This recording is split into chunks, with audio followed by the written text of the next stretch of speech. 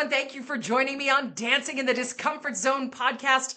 One of the theories that I've been noodling lately is the theory of seemingly competing things occurring at the same time. And this week's guest has stepped into this in her career. CPA to yogi.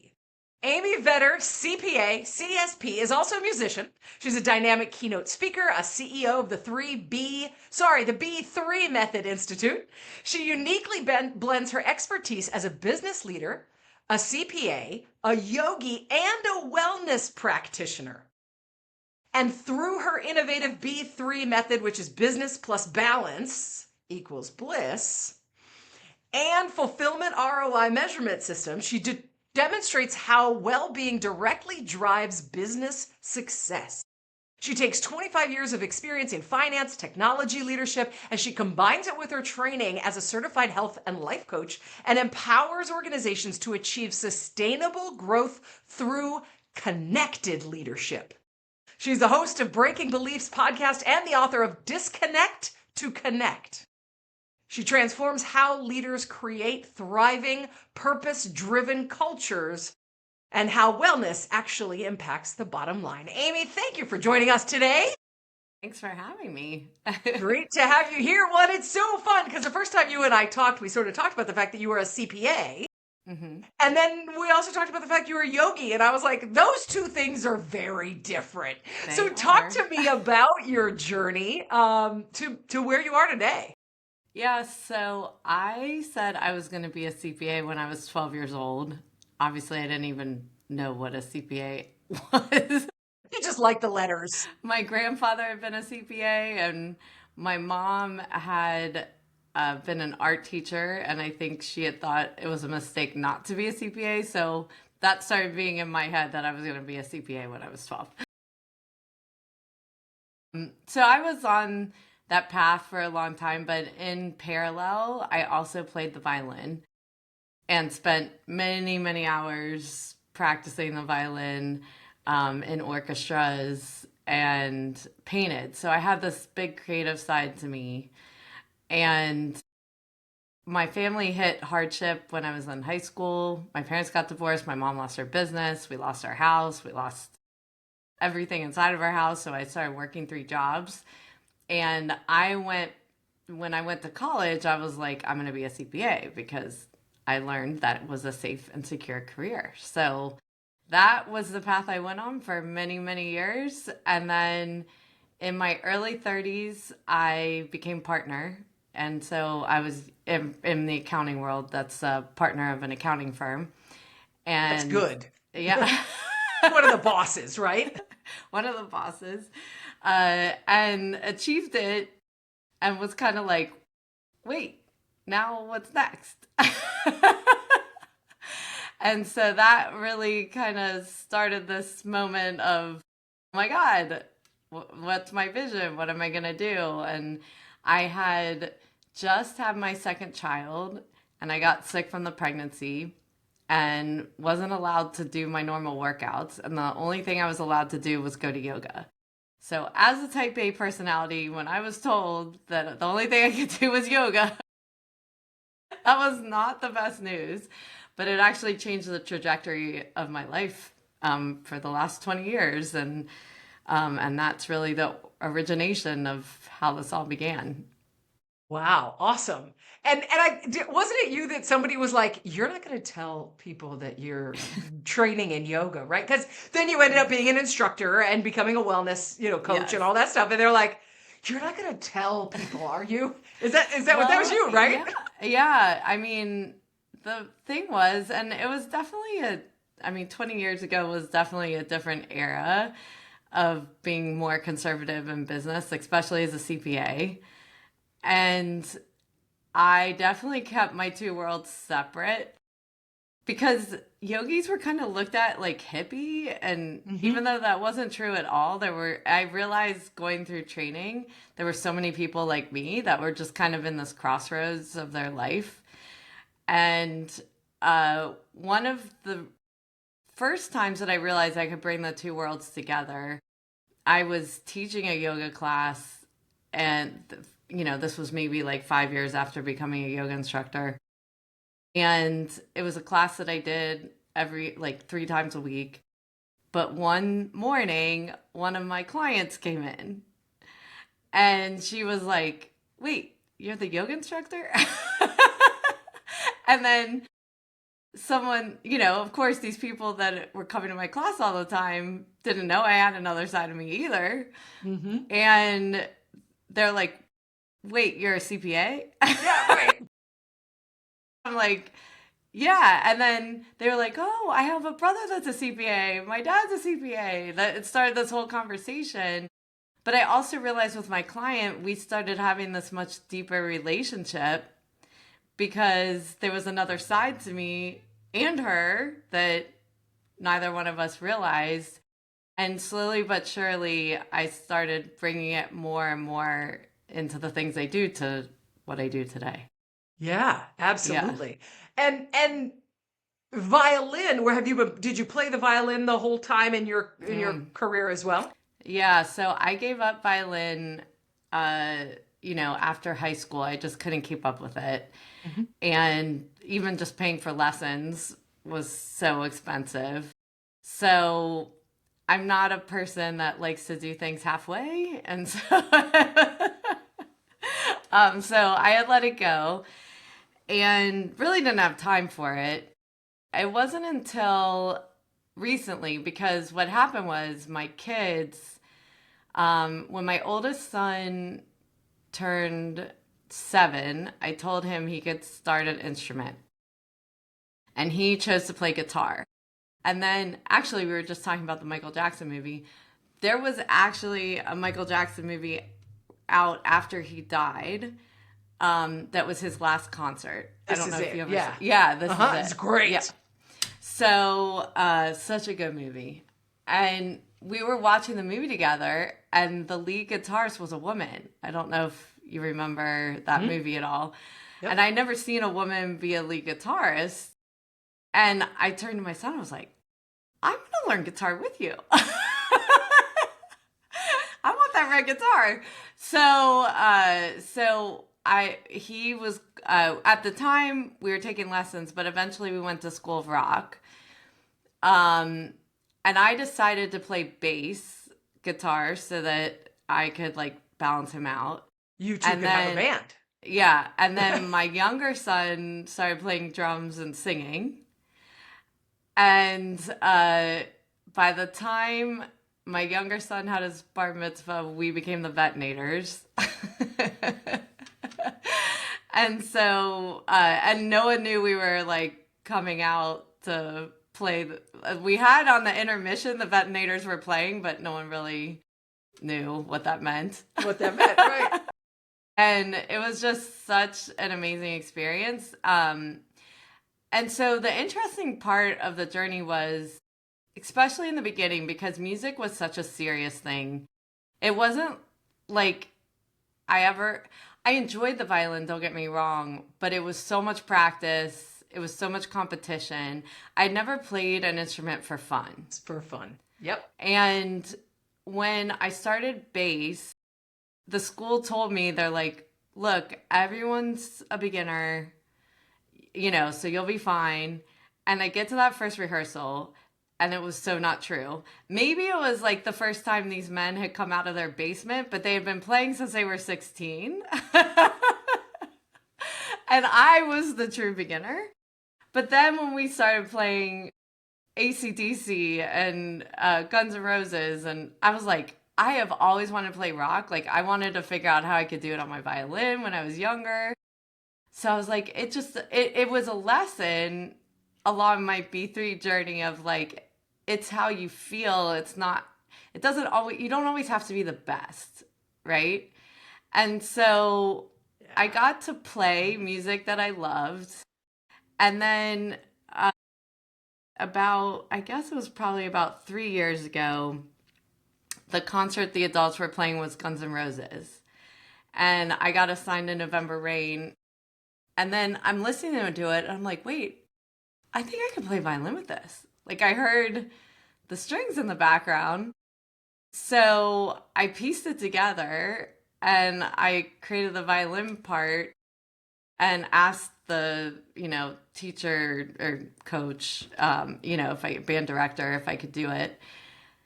And I did it, and it was like so amazing I couldn't believe I could remember, like how to play violin, but then, having this electric violin, playing it in a different way. And so that really just started me on this journey of like going deep into violin again.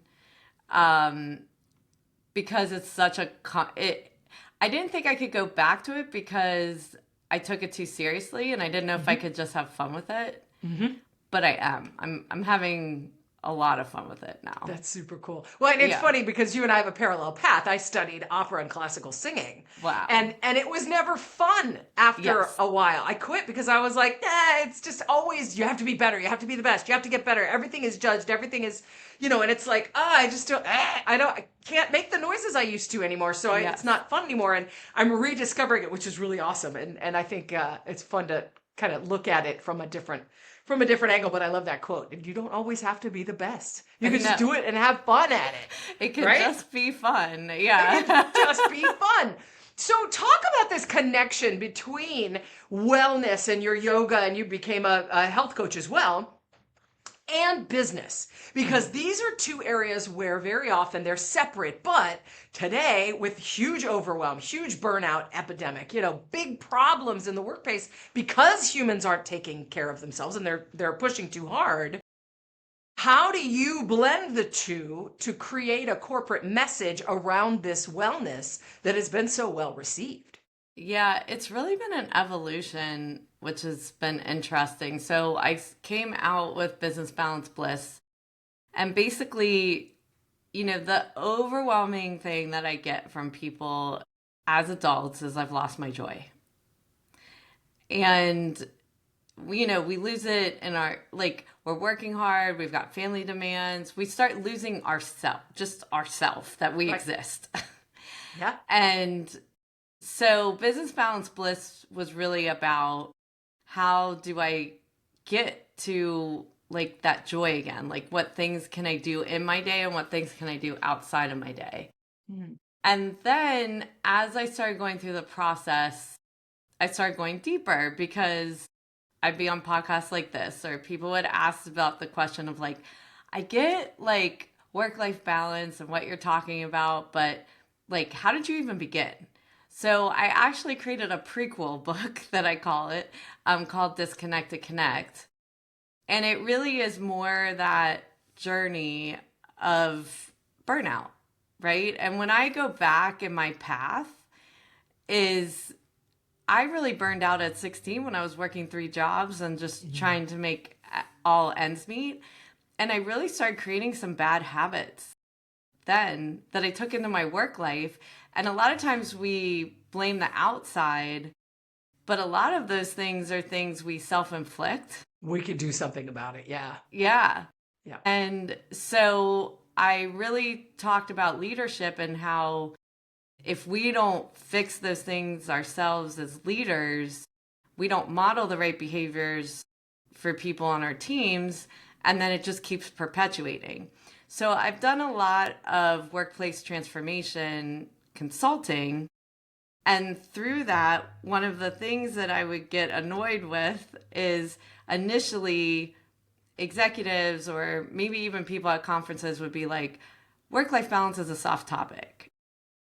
And I'm like, it's not a soft topic. It's actually a really hard topic. Right. And it it applies to everyone. Yeah. Yeah. And it means in work and outside of work. It doesn't mean not working. And I think a lot of times employers feel that it means not working. And so what over the last couple of years, what I've been developing is what you talked about in the intro is a metric called fulfillment ROI. And the reason that I did that is to show, and I've been able to prove it out in this consulting work, that when your people are more fulfilled and you do these things in your organization to actually shift the organization for fulfillment, the results have been doubling revenue to like more, reduction in employees leaving, which means higher customer loyalty. So we don't necessarily, just like you said, like two opposite things. Like a lot of times we don't consider fulfillment is a financial result, but it actually is. And I've been able to prove it out. And so now I've got the model that I've been able to see consistent results with people I've worked with and other research I've done outside of that as well. That's all consistent and making sure that you can achieve these results. But it's an investment in how you work. Your leaders have to buy into it. And it's an investment of time to really change your business process. Yeah. Though it changes your bottom line as well. Mm-hmm. Yeah. Yeah. So what are some of the things that leaders can think about when they're trying to bring on connected leadership, when they're trying to sort of make a change, maybe their whole company's not, but they're listening to this going, yeah, I need to start implementing some of this stuff. How do I get started? Like what should leaders be thinking about? So the number one thing that I hear in coaching is that I don't have enough time. I can't really mentor people. I don't have time. I got too much work and so forth. And that to me is where to begin, because it's a matter of actually reprioritizing, really looking at your calendar, but understanding that those boundaries you create are so important to alleviate some of that work that's on your plate. So if you never delegate, if you never spend time with your team mentoring and shifting work, you're constantly going to be in this like hamster wheel because no one can take it over. And sometimes what I find is you're complaining on the outside about it, but there's actually something inside that you're scared to give up some of that work, or what does that mean for you, or what would that time mean for you, and really solving for whatever fear or pattern might be getting in the way of actually doing it. I did a workshop where it was emerging leaders, but often, and I'm sure you hear it too, is like, this generation, they just don't work the same. And I don't agree, because I have kids this age and I think they're very hard workers. And it's really understanding the differences in the needs of a different generation. So, for example, one of the leaders was saying, I come in, I send a message on Teams, good morning, but then they'll walk into my office and want to talk. Well, guess what? If you want them to produce, they need that connection. They need that relationship. So they're not going to be okay with just the Teams good morning and not being able to talk to you. And so that means you have to put some boundaries in your day, that in the beginning of your day, you're setting some time to go around and talk to people, or having all hands if you're virtual, so that you can connect with people. Even if you don't like to do it, it's an important thing to do. If you want to get the most result out of the people that are working for you. Yeah, frankly, if you don't like connecting with your team, you probably shouldn't be a leader. I mean, it's kind of a human thing. Yeah, but everyone defines leadership differently, and a lot of people do it based on their technical skill. Yeah, but true. Not necessarily on coaching and mentoring and empowering people. Yeah. And those are key things in getting the most out of your people. Yeah. Yeah. As I, speak on leadership, that's one of the big things I say is it's a completely different skill set. You might have gotten, promoted because you were good at the frontline tasks, but now you got to get the people to do the frontline tasks. It's a completely different skill set. Exactly. Yeah. And that connection is huge. If we want people committed. I mean, I've had some really, really cool jobs. I was an animal trainer. I trained birds of prey. in one of the most toxic human and leadership environments I've ever been in. And I quit that job. I dropped it like a hot rock. I didn't care because I was like, I don't want to come to this job anymore. Even though it's the coolest thing. Like nobody's not cool with a hawk on their arm. Like it was the coolest thing. But I was like, I hate going to work. It was awful. And I was like, okay, bye. And especially these days, because Gen Z has different expectations from a connection standpoint with humans, So yeah, I love it. Well, and this is what happens is companies invest in a well-being program and they're like, it's just not working. It's like, it's not the well-being program not working. It's that the leaders aren't buying into it and living it so that it can work. Yeah. So you probably have some pretty creative ways that you express this because you're a keynote speaker. So in your talk, do you make people do yoga? Do you make them do breathing? Do you play your violin? What are you doing on stage to kind of mesh these two? Because the CPA part, is kind of easy to convey from a professionalism standpoint and all that stuff. But are you bringing that stuff in? Yep, all of it. So the violin's the newest thing. So I've incorporated that now into the talk of just kind of the evolution. So from classical to electric. I am definitely not a professional musician. I don't claim to be, but I enjoy it and I think people enjoy it. And the other thing with the yoga is there's so much to yoga. I mean, I think people often just think of like the exercise of yoga. The pretzel part. Right. Yeah. Or saying they're not flexible. But yoga is so much more than just the exercise itself. It's the philosophies around it. And one thing, that I think started me on this journey after teacher training was I got so into the fact that for thousands of years, people have been trained to figure out the human condition, right? And yoga was one of those remedies that, how do I still my mind? How do I take myself out of fight or flight? How do I solve for happiness and joy? This is not new. And the yogis were figuring this out like before there were MRIs and x-rays and medicine and all of those things. And so there's so many different ways to get yourself centered. And those are the things that I talk about within my talks. And we do experiential things during the talk as well, so you can feel it in your own body, that it doesn't take very long to reset your central nervous system. It's just a matter of being intentional to reset it during the day, because it's like a snowball effect, meeting to meeting to meeting, and then we start getting more and more stressed. Yep. And then we often have a bad meeting because of it, but we don't really know if it's because of that meeting or was it all the baggage we took into the meeting without getting present first? Yeah. So this is all about things we can do in our days so that we can be more collaborative, we can be more present, and engage with the people around us. I love it.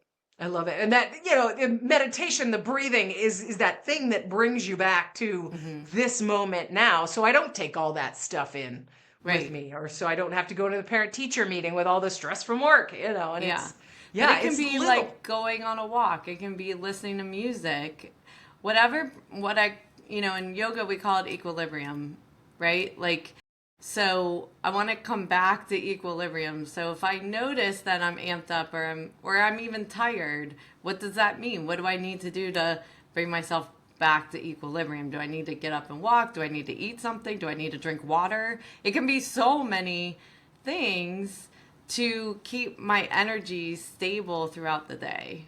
Well, and so tying this back to work, if Yes. I want to be able to maturely deal with a complaining customer, if I want to be able to get through a meeting and stay focused or get a lot of work done and be focused, this is all fundamental to be able to do that stuff. Yes. We can't show up at work and do a great job and lead well and communicate well and do all the things, stay organized and stay focused and do all the tasks that we need to do without this foundation. I mean, it is genuinely foundational.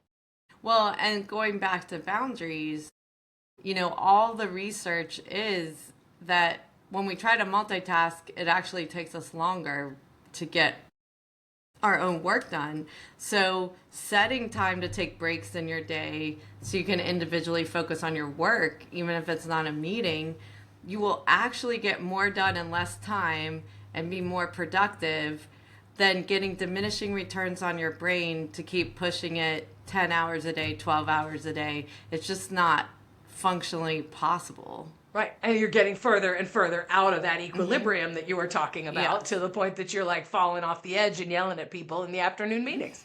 Yeah. So I'm just curious, how are you incorporating the violin into your speech? Because, okay, first of all, I think electric violins are one of the coolest looking instruments. Oh, totally. They're so cool. Anyway, go ahead. I'm sorry. And I saw the picture on your website with the it's just red, such a cool instrument. Electric red. So cool. Yeah, I was like, if I'm getting an electric violin, going all out with this. Yeah. So, I recently got my high school violin refurbished, so that was kind of exciting. And so I've started, and it's weird, like picking it up again, like just how that training you do when you're young, like you never have that time again. Like if you could only get that time back, that you were like, oh my God, I don't want to practice. And now you're like, oh my gosh, like let's play this thing. Yeah. Wish I could get that time back. So I play my classical violin in the beginning of my talk, and then at the end of the talk, just showing the evolution of like what I talked about as far as getting back into music as an adult. And then I play the electric violin and some songs, that I play with a band. And so right now, and it always changes, but I'm doing Let It Rock and Sweet Child of Mine. Nice. Yeah. Nice. And it's bringing that joy back. I love it. Yes. And a challenge, Yeah. And when you talk about like whatever generation you are of just learning again and remembering your learning process, because we get so set in our ways as we get older, we're an expert in things and it's hard for us to learn new things. So when you do these types of things outside of work, it actually challenges you to get back to that beginner's mind again for all the change that's happening at work. And what's so cool now, I mean, I wish YouTube existed when I was young. Because YouTube University, right? You can go learn anything. Yeah. I mean, even in the short time that I've been playing again, how much things that I know, because you're only with one teacher. Now on YouTube, you can like get tricks from all these people that you didn't even realize were out there. It's truly amazing, like how fast your learning can go. Yeah. So last question here. Tell me about the process of adding the guitar to the violin to your keynote. I'm saying the guitar because 3 years ago I added guitar to my keynote. But like, that's not what speakers do. It's not what CPAs do. Like, it's not what we do. So how did you make that decision and find that courage to bring the violin to stage with you to do the thing that not really anybody's doing? Yeah. I would say it's still a process because Thank you. So usually when you play violin, you're playing with an orchestra or electric violin with a band. Like to be on stage alone, I mean, this is an instrument with no frets. And so like coming back to that and making sure that it sounds good. I mean, I don't think I've ever practiced so much in my life because it's just definitely high stakes being alone up there doing it.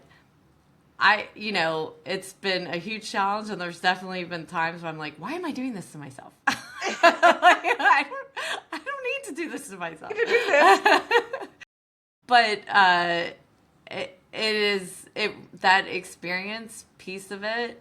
What I've found, like, people aren't expecting you to be this professional musician. They're inspired that you're doing it, which inspires them to do it. And that's what's most important to me. Yeah. So that's where, and I think you have to learn this as a speaker too, is like, it's not about you, it's about the people in the audience and what they're going to receive from the information you provide. And so if that helps them, then it's worth doing it. Yep. Yep. And the phrase I use for that is shifting the spotlight. As we're sitting there going, oh my God, I'm not perfect. Oh my God, I just messed that up. It's like, it's not about you. They're going to get the message, shift the spotlight to your audience because they're the reason that you're there. I love that. I love it. I love it. It's just such a, and it's unique and it's interesting and it's fun to watch. So people are like, wait, what are you doing? You're playing Sweet Child of Mine on the violin? What? Yeah, it makes the point and brings it back to dancing in the discomfort zone, where when you're willing to embrace the discomfort of trying something different, trying something new, allowing things that that seem competing to exist at the same time, you broaden what's possible and you broaden that adaptability that is just so valuable when it comes to getting through life. Yeah, I always think of the discomfort zone as like you're learning. Yeah. Exactly. Like, as scared as you are, you're also just as excited. Yeah. Well, you should be. That's like my goal to help people get there. Yeah. Like to, get to the other side of it. And I have found, everybody's made differently, but I have found in my life that I'm usually more comfortable in the discomfort than when it gets comfortable. And then I'm like, what's next? Right. Well, and this is what I was about to say, is your whole, when you got to the goal of being partner, you were like, all right, what's next? Like, now I'm going to be in maintenance. And some people what's love the maintenance mode, and it's good to know what that is and not feel bad about one or the other. It's just, you need both. Yep. Yeah, exactly. Again, things need to achieve. And it's funny because some personalities are like, I love the maintenance phase. Just let me set it and forget it. And then some of us are like, what can I blow up today? And people are like, yeah, sit, no. I'm like, I can make my life so much easier. Yeah, exactly. Everyone, like you, every once in a while, why am I doing this? Oh, that's so funny. I love it. Well, Amy Vedder, thank you for all your insights. This is, I think this connection of wellness and business is so important, and I'm glad that you found a way to do it that talks about the fundamental need of this in order to do the job. And I think that's super important for businesses to get. So if people are interested in you, where do they find you? So I have a website, amyvedder.com. And if you're interested in, content that will help you along this journey, I have a website called businessbalancebliss.com. So that's the B3 Method Institute. And I am on all social channels at Amy Vedder CPA. All right, nice. I will put all of that in the show notes for everybody to go find Amy if you're interested. Amy, thank you so much, and keep doing the thing. I know you're going to a concert tonight, so have fun with that too. Yeah, thank you so much for having me. Absolutely.